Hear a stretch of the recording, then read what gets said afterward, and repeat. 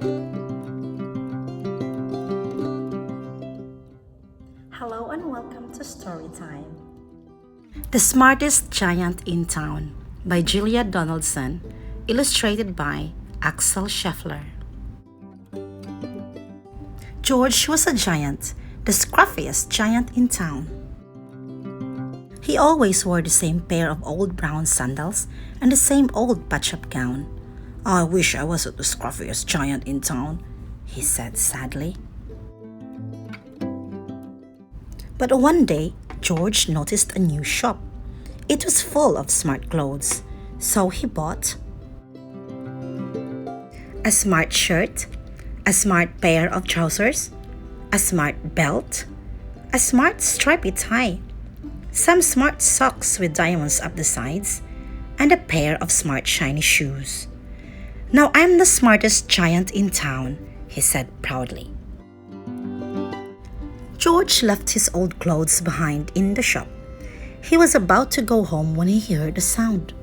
On the pavement stood a giraffe who was sniffing sadly. "What's the matter?" asked George. "It's my neck," said the giraffe. "It's so very long and so very cold. I wish I had a long warm scarf." "Cheer up," said George, and he took off his stripy tie. "It didn't match my socks anyway," he said, as he wound it round and round the giraffe's neck. "It made a wonderful scarf." "Thank you," said the giraffe. As George strode towards home, he sang to himself, "My tie is a scarf for a cold giraffe, but look me up and down, I'm the smartest giant in town." George came to a river. On a boat stood a goat who was bleating loudly. "What's the matter?" asked George.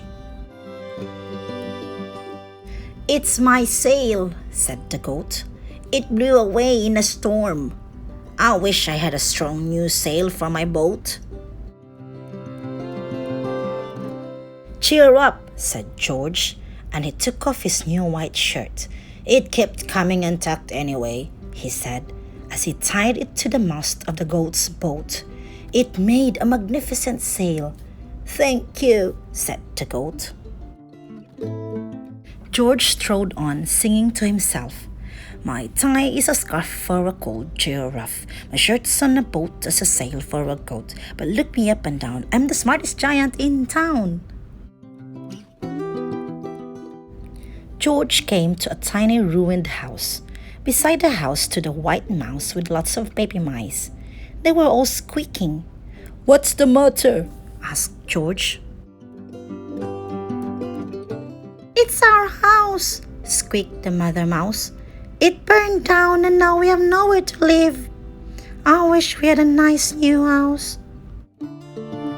"Cheer up," said George, and he took off one of his shiny shoes. "It was giving me blisters anyway," he said, as the mouse and her baby scrambled inside. The shoe made a perfect home for them. "Thank you," they squeaked. George had to hop along the road now, but he didn't mind. As he hopped, he sang to himself, "My tie is a scarf for a cold giraffe. My shirt's on a boat as a sail for a goat. My shoe is a house for a little white mouse. But look me up and down, I'm the smartest giant in town." George came to a campsite. Beside a tent stood a fox who was crying. "What's the matter?" asked George. "It's my sleeping bag," said the fox. "I dropped it in a puddle. I wish I had a warm, dry sleeping bag." "Cheer up," said George, and he took off one of his socks with diamonds up the sides. "It was tickling my toes anyway," he said. As the fox snuggled into it, it made a very fine sleeping bag. "Thank you," said the fox.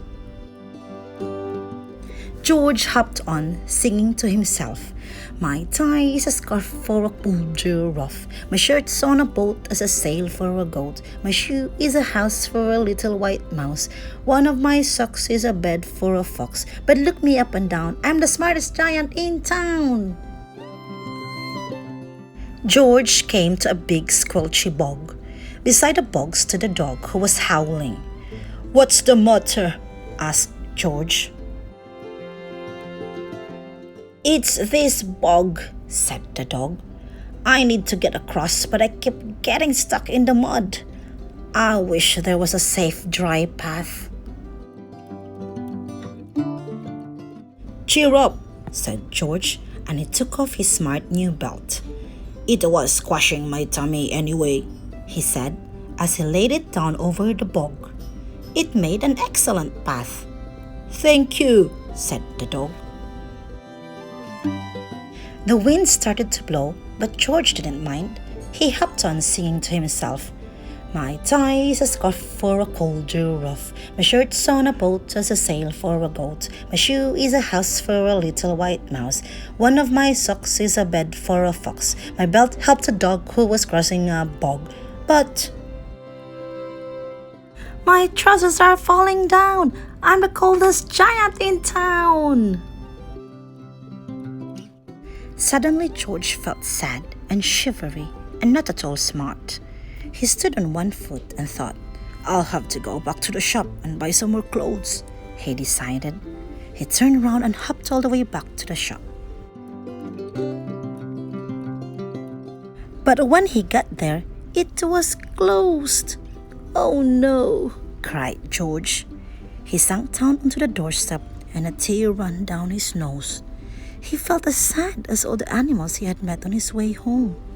Then, out of the corner of his eye, he saw a bag with something familiar poking out of the top. George took a closer look. "My gown!" he yelled.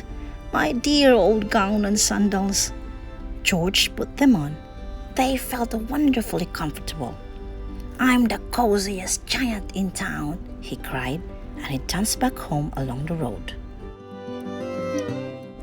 Outside his front door stood all the animals he had helped. They were carrying an enormous present. "Come on, George," they said. "Open it." George untied the ribbon. Inside was a beautiful gold paper crown and a card.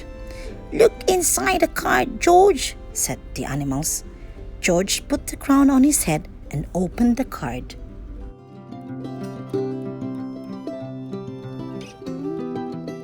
Inside it said, "Your tie is a scarf for a cold giraffe. Your shirt's on a boat as a sail for a goat. Your shoe is a house for a little white mouse. One of your socks is a bed for a fox. Your belt helped a dog who was crossing a bog. So here is a very fine crown to go with the sandals and gown of the kindest giant in town." The end. I hope you had fun listening to the story. Until the next story time, bye-bye.